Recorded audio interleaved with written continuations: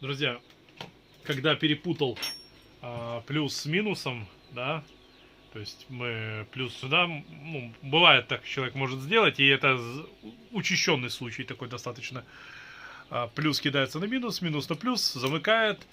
На многих инвентарах китайских вот что случится. Начнет провод как бы загораться и может сработать предохранитель. В этом же устройстве защита идет вообще топ. Тут перегорают, если вы перепутали плюс-минусом, перегорают что-то из этих двух штучек. Сейчас я сниму, покажу подробно, конкретно. То есть, вот это у нас идет, получается, минус, вот это плюс. Вот, в данном случае, скорее всего, что перегорел минус. Нужно будет сразу два проверить. Вот, здесь есть два типа предохранителя. Вот таких вот два товарища. И здесь сетевой. То есть я сразу покажу вам сетевой. Вот. Это если у вас случилось что-то с розеткой, там, я не знаю, с проводом что-то случилось, перебили провод, там, я не знаю, перерезали его случайно, что-то случилось, замкнуло, чтобы не сгорела вся здесь аппаратура, у вас, скорее всего, перегорит вот такой вот предохранитель. Вот в нем идет спиралька, вот она и перегорает. Это на 6,3 ампера, как тут сзади нарисовано. В общем, она перегорит. И здесь есть второй тип защиты. Это если вы перепутали клеммы, то есть плюс-минус перепутали. Чтобы не погорели здесь конденсаторы, у вас перегорит, скорее всего, здесь. Кстати, за ремонт такой мелочный, блин, возьмут у вас полстоимости от стоимости аппарата. То есть мы вот так вот берем и вытягиваем. Сейчас я вам покажу, что он не работает. Просто я хочу вас ознакомить. Вот я снял. Такие цяцки здесь, они все плюс-минус одинаково подписаны. Не знаю, вверх ногами сейчас держу или нет. Вот, кажись, вот так. Ну, с этим все понятно, я думаю. Значит, смотрите, я сейчас одеваю клемму, вот уже на минусе висит, плюсовую одеваю. Бесперебойник жизни, признаков жизни не подает. Я вот удерживаю кнопку. Почему? Потому что выгорело здесь. Здесь вот видно невооруженным глазом, что вот эта часть перегорела. Между ними вот, если присмотреться ближе к камеру, если присмотреться, то между ними вот вы видите сейчас, что олова нет. Именно там капелька олова, и при замыкании оно вскипает просто и отлетает.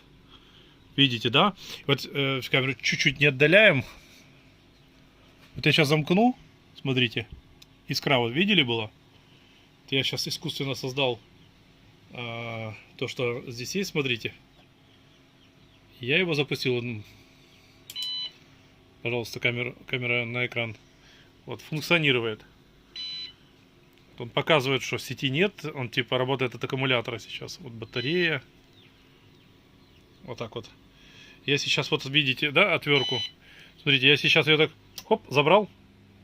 И исчезла.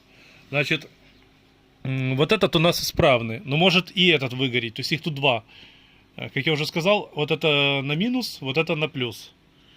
На плюс надо так снять сейчас с камерой, чтобы было видно. Вот здесь на плюс. Здесь видно, что есть контакт. А на минусе нету. Значит, что делаем? Паяем и стараемся не путать клеммы.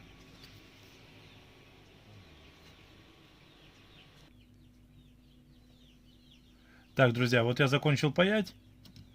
Тут немножко наляпал. Ну, не страшно. Как видите, вот я уже соединил здесь все. Обязательно, когда собрались паять, чтобы эта штуковина была выключена с розетки, потом не говорите мне, что я не говорил. И отключайте от аккумулятора, ну хотя бы клемму. А лучше две. Иначе сделайте ему очень больно. И ему тоже. Поэтому лучше так не надо делать. Вот, теперь проверяем. Кстати, сюда вот тоже сейчас подпаял, чтобы не утомлять долгими видосами попайки.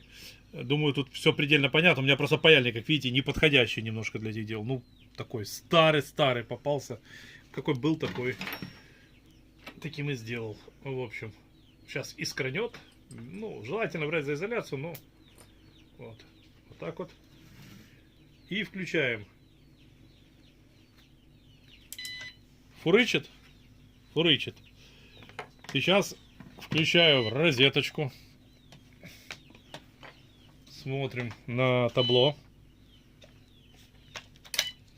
Так, вот у нас в розетке 187 вольт, а вот у нас наш бесперебойник, кстати, выпрямляет вольтаж, демпираж, все он выпрямляет, чтобы у вас все хорошо функционировало, и заряжает уже аккумулятор. Он у меня был заряжен. Ну, именно этот бесперебойник рассчитан на литиевый аккумулятор, но здесь какого-то лешего был кислотно-свинцовый, стоял здесь вот такой вот небольшой. Я в нем дистиллированную воду поменял, потом посмотрел, он еле живой. Короче, кто-то недобросовестно его сюда запаковал. Поэтому он заряжает как психопат аккумулятор. Ну вот, не совсем для кислотно-свинцового. Но можно использовать кислотно-свинцовый. Не больше двух аккумуляторов, которые могут как бы в суммарной сумме выдать 120 ампер-часов. Это максимум, что вы можете сделать. Больше нельзя. А лучше один, вот как я. Вот один поставил, тебе его с головой. Вот. Поэтому, чтобы мастерам не платить эти сумасшедшие бабки, у вас либо, как я показал, тут предохранитель выгорает, либо вот здесь вот эти вот два красавца. Вот какой-то из них. Когда паяете, нужно, чтобы все было отключено, потому что есть вероятность, что вы здесь оловом немного, короче, вы поняли, накапаете. И не дай бог оно капнет на вот эти вот волоски куда-то в момент, когда оно в сеть включено или в аккумулятор. Ну, это все, это можно уже точно в мастерскую относить. Тогда они полстоимости уже не зря возьмут за него. Друзья, подписываемся на мой канал. У меня очень много полезной информации. Подписывайтесь также на мой телеграм-канал.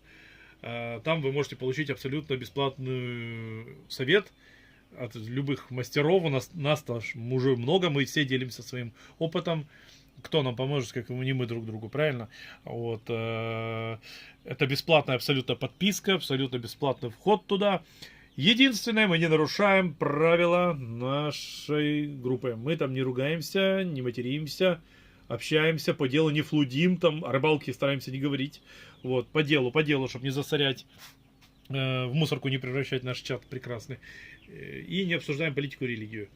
Все, спасибо за просмотр, ставьте этому видео лайк. Я ведь старался для вас. Спасибо.